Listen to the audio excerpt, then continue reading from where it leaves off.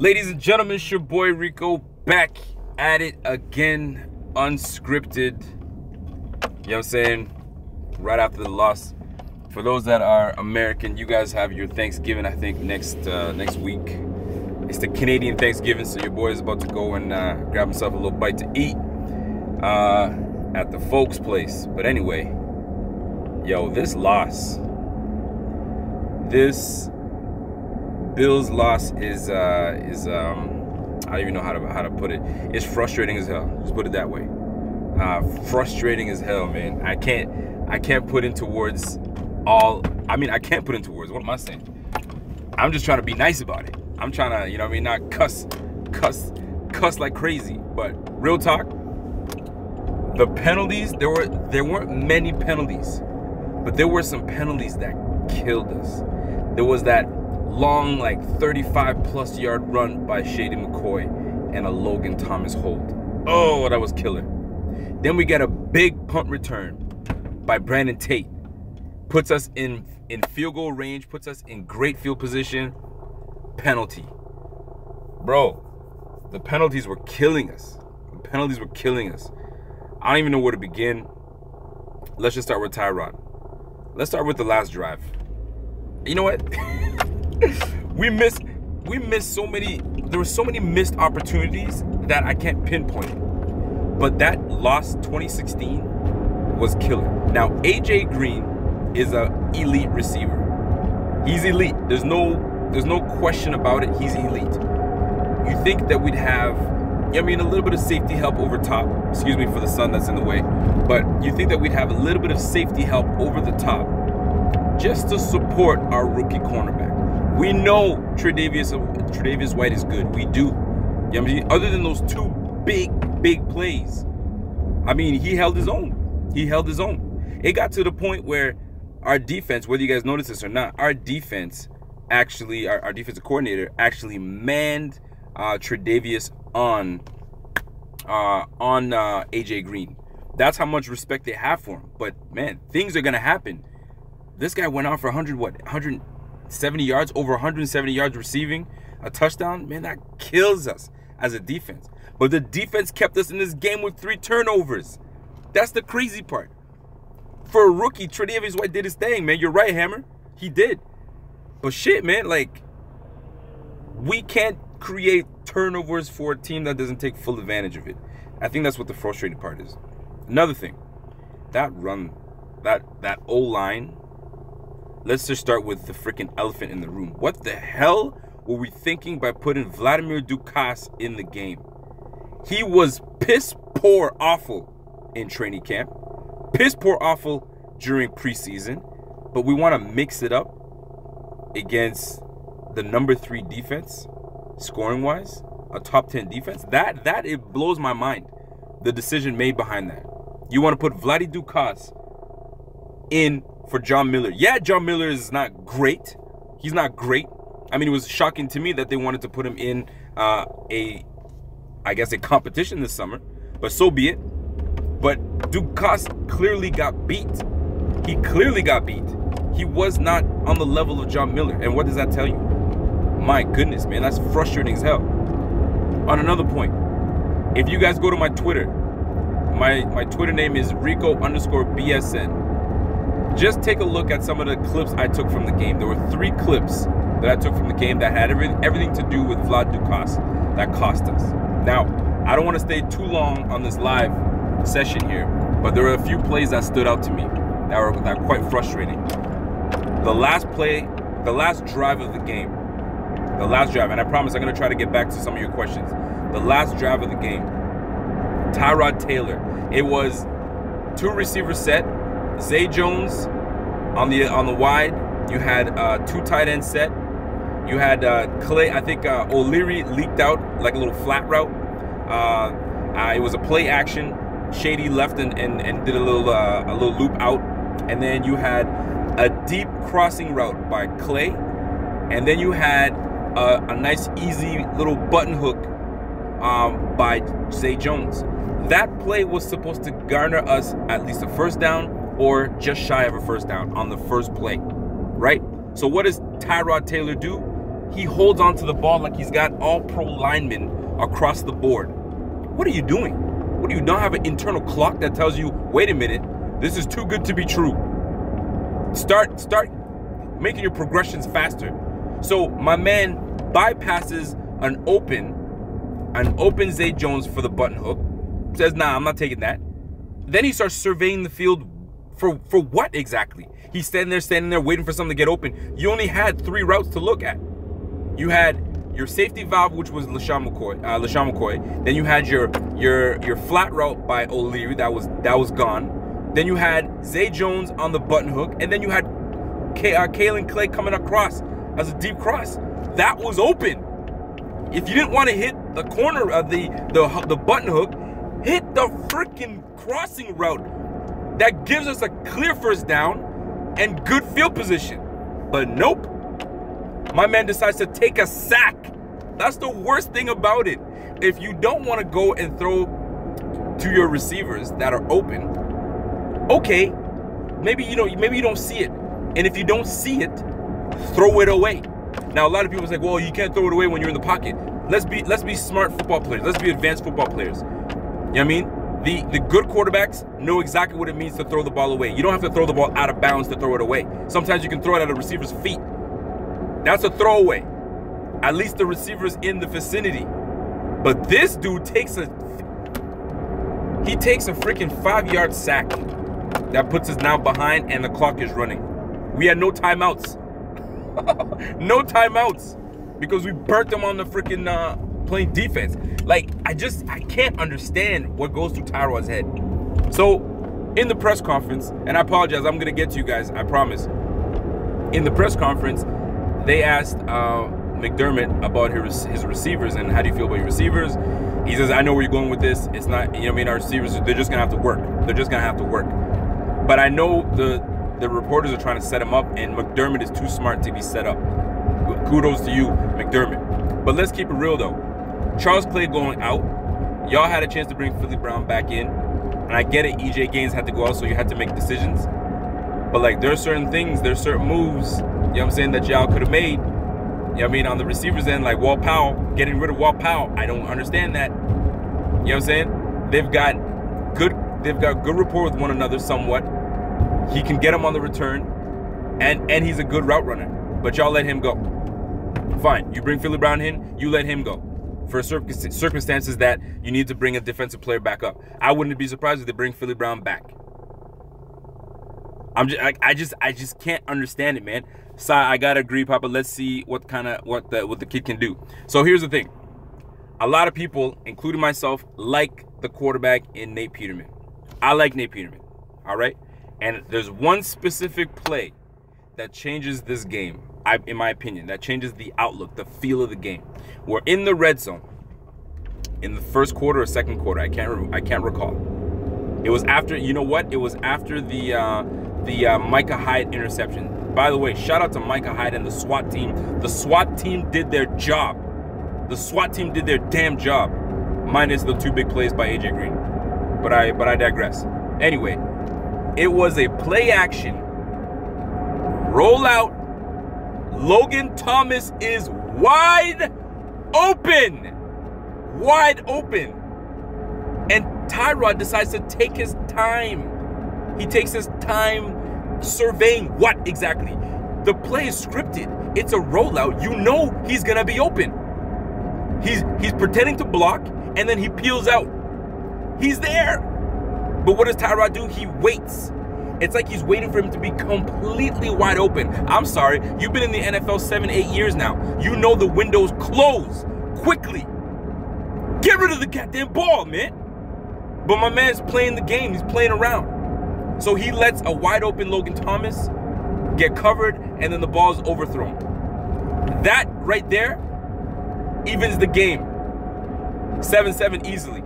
We would have been up 14-7. You know what I mean? Obviously with the score that we made, but we would have been up 14-7. Now, I will give Tyrod this. He made a beautiful pass to Tate on that red zone. It was like clockwork. It's like something they practiced, and it was money in the bank. But man, does Tyrod ever frustrate the hell out of me. Everybody knows how I am, man. I've been real nice. the last couple weeks. You know what I'm saying? Even though Tyrod's been giving us bullshit-ass numbers with 180 yards, but he's making right decisions. I'm okay with that. But, dude, you are 1 for 11 when you throw for over 30 attempts. Think about that for a quick second. He's 1 for 11 when he throws for over 30 attempts. That tells me there's 10 times that you couldn't get the job done when we need you to throw the ball. Aren't you the quarterback? Don't we need you to throw the ball? We need you to throw the ball. Man, it's frustrating, man. I'm telling y'all, man. I'm telling y'all. It's so simple. It's like it's quarterback 101. You don't have an open receiver. You don't force the ball to take an interception, but you don't hold on to the ball to take a sack. Because that sack can turn into a freaking fumble. Throw the freaking ball away and you live another down. It's like Tyrod totally forgot about that. I don't understand what his thing is.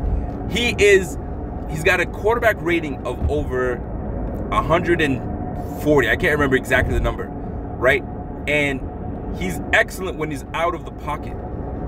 But then he tried to stay in the pocket. You're not efficient when you stay in the pocket. You're 6 foot. If you're lucky, you can't even see over your damn O-line, and then you want to stay in the pocket? And you had the time. That's the killer part. You had all the time in the world to throw it. In the world, I mean, to any other quarterback. Any other quarterback would have had somebody by then. He's got limitations. I get it. Tyrod's got limitations, but my goodness, that is going to be detrimental to us going forward.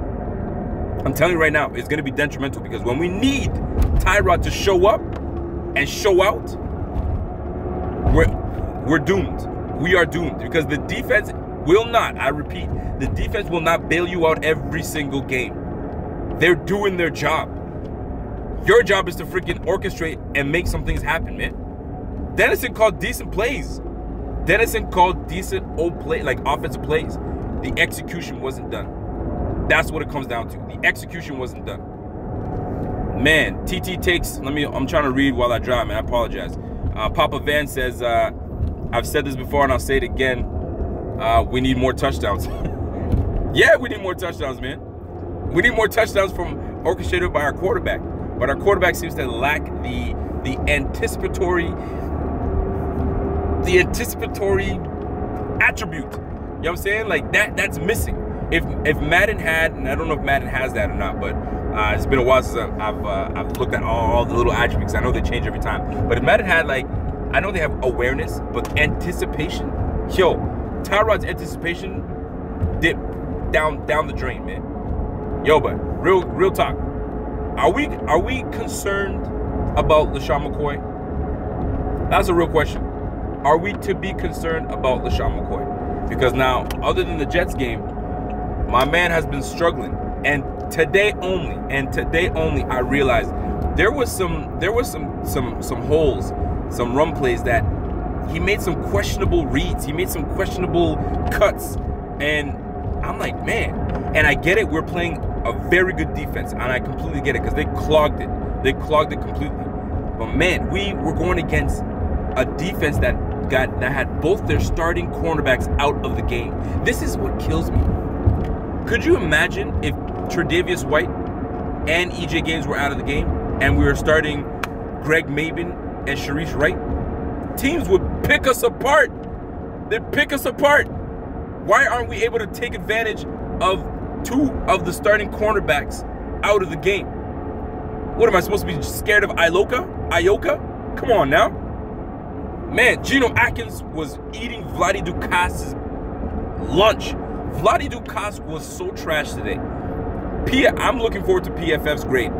I'm looking forward to PFF's grade on Vlad Ducas because that, ladies and gentlemen, is going to be something else. It is going to be something else. Let me see if I can try to read some of your comments, man. I do really apologize because I had to read small print. McCoy has been worse when the defense is getting turnovers and the offense can't do a damn thing. Yeah, but that's on your quarterback, man. If your quarterback can make plays, in the air, it forces the defense to at least say, you know what, I gotta respect Tyrod and this crew right now. Because Jordan Matthews being out It did hurt, but it didn't hurt that much, man. Zay Jones, believe it or not, was getting open. The guy knows how to get open. It's just he has concentration issues. But at least find him. Find him and hit him. Man, oh man. Charles Clay, I'm telling you right now, guys, Charles Clay's injury is massive. That's big. That changes the whole offense. That changes the whole offense, man. Because that was Tyrod's buddy. That was Tyrod's go-to. So now Tyrod's go-to is gone. So now a lot of people are going to be making excuses saying, oh, well, you know what? Who's he to throw to? Who's he going to throw to? He's got no Charles Clay, no Sammy Watkins, no Jordan Matthews, no Anquan Bolden. Who's he going to throw to? I'm telling you right now, I know who you could put in that'll have no problems throwing to these receivers. Should I say his name? Damn right I'm going to say his name. Nate Peterman is just waiting. Did you see Nate Peterman earlier today? Warming up? I swear to you, anytime that Tyrod has a nick or gets hurt or gets, gets rocked real good, in his mind, he's doing two things, two thought processes. What's going on, boss? Billy Harvey, what's happening, bro? He's got two thought processes. A, how bad is this injury? Holy shit, okay, let me just walk it off. And then B, he's looking at the sideline, peeping the sideline, seeing my man warming up, getting that arm warm, throwing to Zay Jones. All right, boy, let's get ready. Let's get ready. Because I guarantee you that's on the back of his mind. And Nate Peterman is just waiting. Nate Peterman is just waiting. Barry Finch, what's going down, boss? So for those that are just tuning in right now, I apologize. I didn't really go ham on promoting that I was going to go live, but this is going to be one of the avenues that I'm going to be going live on most often. But yo, this wasn't even a heartbreaking loss. This wasn't heartbreaking. This was more frustrating. This was a frustrating loss. We allowed big plays to happen, and they do, and you have an elite receiver in AJ Green. So it's gonna happen. But golly, man. Yo, you let 70. Trey White just got straight beat, and that's what it comes down to. So anyway, folks, let me know what y'all are feeling, man, because I need to know. Who says that? Zay had a touchdown if TT makes a better pass. Listen, man. Zay right now is in a peculiar place right now. He's in a peculiar place because right now he's like trying to find himself in this offense. He's trying to get over that mental block of him dropping balls and blocking out the noise, and you know what I'm saying? So like he feels it. Any athlete feels it. When you're not performing to your best ability, you're feeling it. You know, shoot, man, I need to step my game up. But shoot, man, Tyrod doesn't help the damn case, man. He really doesn't. Man, oh man. Let me see what we got here. He can't play when the other team knows we don't pass. Like, what do you expect? What do you expect, man? McCoy's level of frustration. I said it 2 weeks ago. I think when we played the Panthers. I think we played the Broncos. I can't remember. But McCoy's level of frustration right now must be through the roof. Must be through the roof. Because as an elite running back like that can't get anything going, you know what I'm saying? And it doesn't help that Cordy Glenn's not in the game. Like, frustration, oh, man, somebody said it best, man. Brian Vetter says, frustration, aggravation, depression, to say a few still Bills, damn.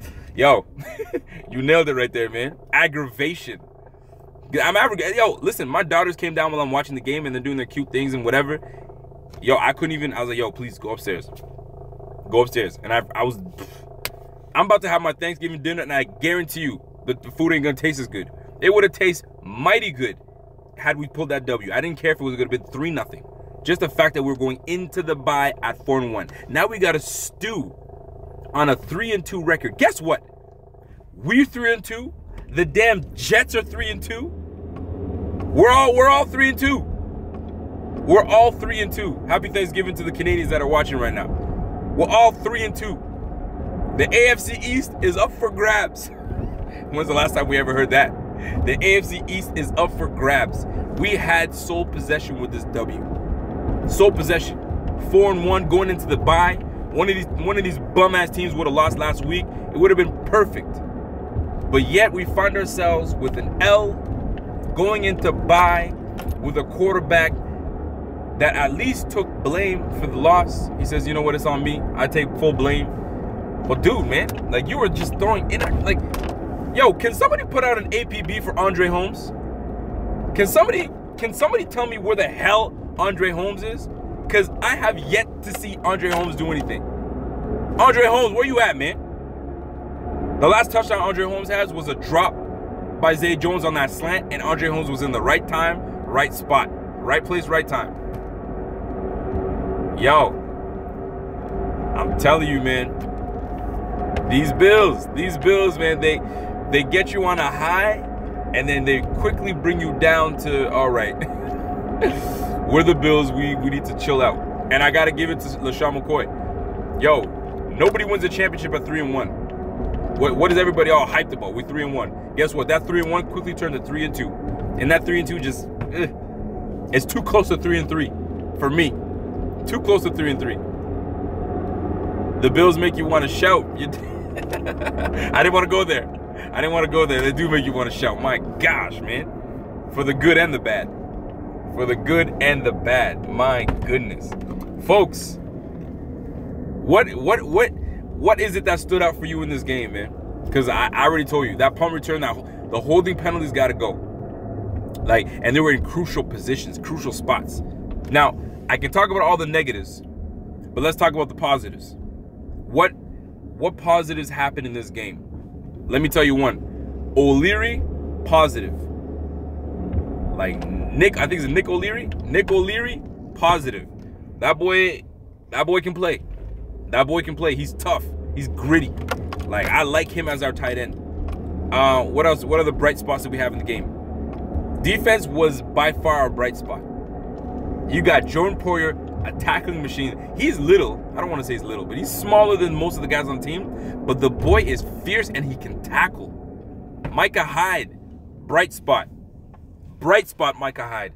Trey White, bright spot. You had a you know what I mean, not a great game today, but Trey White's a bright spot. Sharice Wright, yikes. And not only that, guys, Leonard Johnson got out of the game too. He was out. We had some injuries today. I mean, they had injuries too. They were all nicked up. Like, even AJ Green got nicked up. Even Andy Dalton got nicked up. Freaking Tyrod Taylor got nicked up. This was a game of injuries. Game of injuries.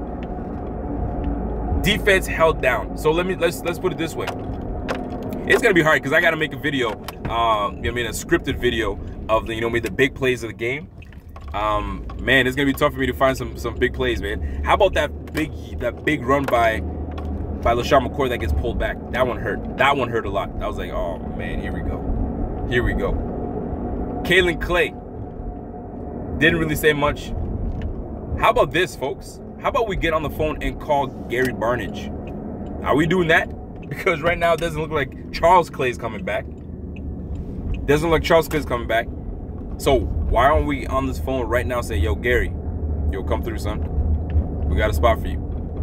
Yeah, well, you wanted a certain amount of money. Okay, we'll give you a little bit more. We'll pay you a little bit more. But, man, if Charles Clay is out for the year and it didn't look good, if you're getting taken off on a cart, I don't know, fellas. I think we need to make some phone calls. And don't bring in some bum to be our tight end. Go get someone that established, that knows exactly how to play ball. Don't bring in some bum. We don't need no bums, man. God damn. Offensively, fellas, I'm telling you right now, if we don't get our act together, this is going to be a long season. I know it was nice. It was a great feeling to be 3-1. It was good. It was nice while it lasted. We had a good old time. But let's bring it down to reality. We are where we are, right? And it's going to be tough. This is where head coaches, offensive coaches, defensive coaches need to wheel in and make things happen. I'm just picking on my daughter, so I have time to read these questions here. We need help on the O-line, and TT needs to get his shit to either shit or get off the pot. You're damn right. White did well for a rookie one-on-one versus elite player. You're absolutely right, man. He did. He held his own, man. He held his own. My neighbors think I'm crazy, Brian Vetter says. Yeah, because we yelling like fools, man. That's exactly what we're doing. Who we got? Frustration aggregate. Yeah, I got that one. That was real talk. That was real talk. Let me see. Papa Van says he has some struggling with runs, but he's a target for Tyrod.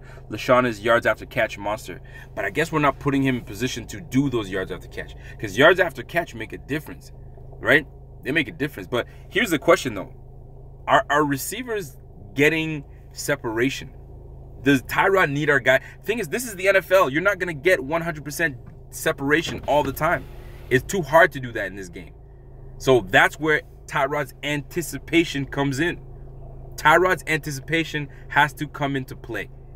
When a guy is, like, for instance, Trey White got beat on that second long receiving reception by AJ Green.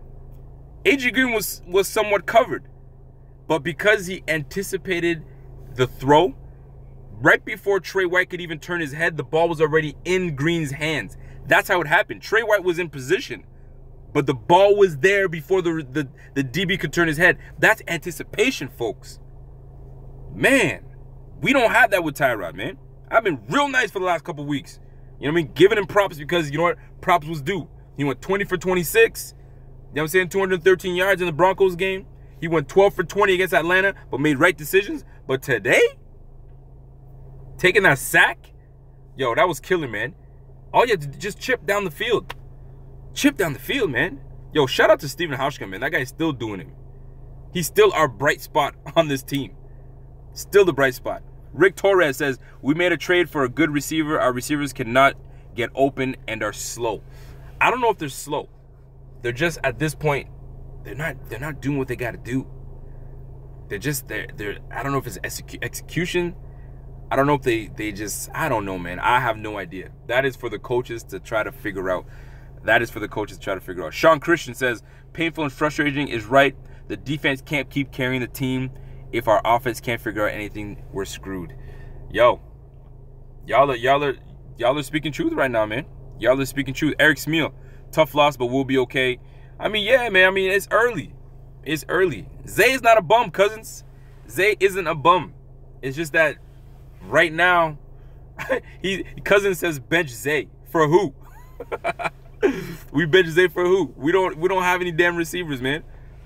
Like, we had an opportunity to go get Brandon Riley, but Brandon Riley doesn't give us any special teams play. We need guys that are ready for special teams, that are ready to contribute on the special teams. That's how it goes down. Hammer says Shady is well known as a go-to, and that makes harder for him.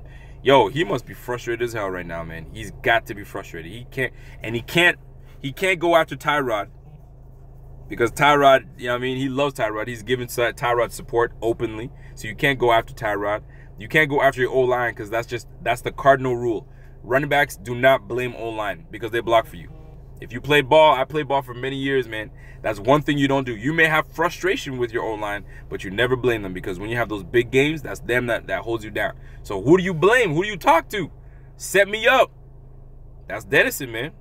That's Dennison. You got to go to Dennison. Yo, put me in positions where I can succeed. How many screenplays went to Tyrod today? How many screenplays? We hardly called any. I think we had like maybe two or three screenplays. Like, come on, man. We got to do better. We absolutely have to do better. And we have an opportunity to do that right now because we're going into our bye week. So it is what it is, folks. That's where we're at. We're live. If you guys are just tuning in, I don't want to stay too long, man. I just wanted to just get that frustration part out of my system and go from there. Hammer says TT won't have the ball in the air waiting for receivers. That's the problem. He doesn't take chances. We all know that. Tyrod Taylor does not like to take chances because that means he may throw a turnover. He doesn't like taking chances because there's the risk of an interception. But dude, that's part of the game. That's part of the game. The guys cannot be wide open every damn time. I'm telling you, man. Cousins, I don't know what their problem is with Philly. I don't know what their problem with Philly is. I don't know what you're talking about with Philly though. Zay is a young player with tremendous potential. He will mature and succeed. He will, man. These rookies, I mean, his first year with 4 games in. Oh, you talking about Philly Brown? I don't know what the deal with Philly Brown is too, but I think the reason for Philly Brown's release is because they needed to bring somebody up from the practice squad, and who better to release than the guy that you just brought on? You don't want to release anybody else or make somebody else inactive.